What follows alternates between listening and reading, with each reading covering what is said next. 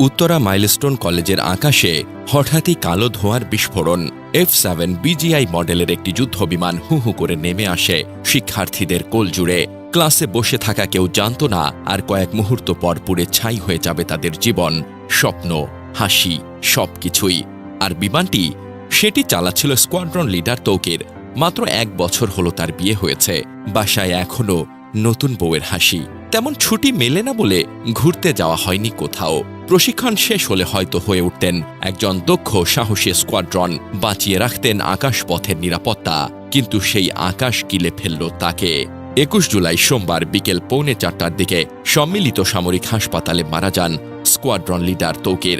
জানা যায় বিমানটি দুপুর 1:06 উড্ডয়ন করেছিল এবং মাত্র 12 মিনিট পর বিধ্বস্ত হয়, যার ফলে ক্যাম্পাসে আগুন ধরে যায় এবং ব্যাপক ক্ষয়ক্ষতি হয়।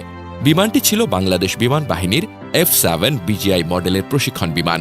এটি চালাচ্ছিলেন স্কোয়াড্রন লিডার তৌকির ইসলাম সাগর। ঘটনার সময় বিমানে তিনি ছিলেন বলে প্রাথমিকভাবে জানা গেছে, তবে অন্য কেউ ছিলেন কিনা তা এখনও স্পষ্ট নয়। বিমানটি মাইলস্টোন কলেজের হায়দার হল নামক ভবনের ছাদে, বিশেষ করে ক্যান্টিনের ওপর আছড়ে পড়ে।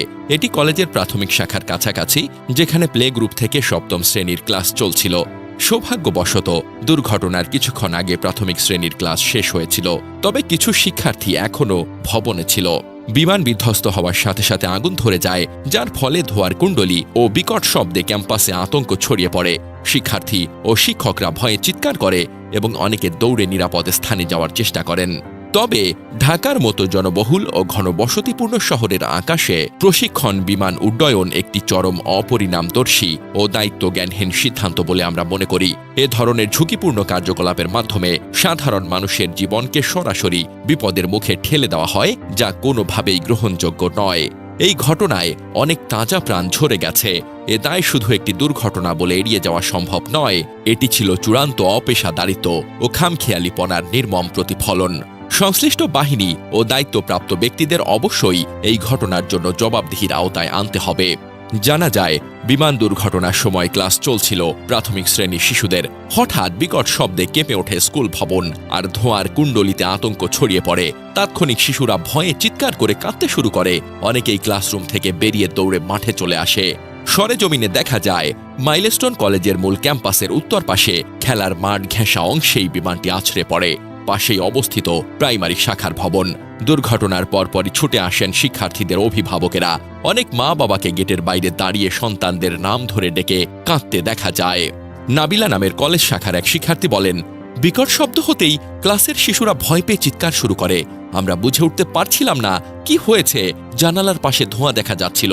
কিছু শিক্ষার্থী দৌড়ে নিচে নেমে যায়। বাচ্চারা ভেতরেই ছিল, কেউ বের হতে পারেনি। ফারজানা হক নামের এক অভিভাবক বলেন, হঠাৎ একটা বড় আওয়াজ হলো, তাকিয়ে দেখি ধোঁয়া উঠছে। স্কুলের পাশে আগুন আর ধোঁয়া দেখা যাচ্ছিল। শিশুদের কাঁদতে দেখেছি। ঢাকা মহানগর পুলিশের উত্তর বিভাগের উপপুলিশ কমিশনার মহিদুল ইসলাম বলেন, ঘটনার পরপরই এলাকার নিরাপত্তা বাড়ানো হয়েছে। ছোট ছোট শিশুদের নিরাপদে সরিয়ে নেওয়ার জন্য আইনশৃঙ্খলা বাহিনী ও স্কুল কর্তৃপক্ষ একসঙ্গে কাজ করছে। অন্যদিকে উত্তরায় বিমান বিধ্বস্তের ঘটনায় দগ্ধ হয়ে অন্তত ৩৫ জনকে ঢাকা মেডিকেল কলেজ হাসপাতালের বার্ন ইউনিটে পাঠানো হয়েছে বলে জানিয়েছেন উত্তরা আধুনিক মেডিকেল কলেজ হাসপাতালের চিকিৎসক ডাক্তার অমলকান্তি নাথ। তিনি বলেন, আহতদের মধ্যে যারা কম গুরুতর তাদের হাসপাতালেই রাখা হয়েছে, তবে যারা এসেছেন সবার শরীরেই দগ্ধ হওয়ার চিহ্ন রয়েছে।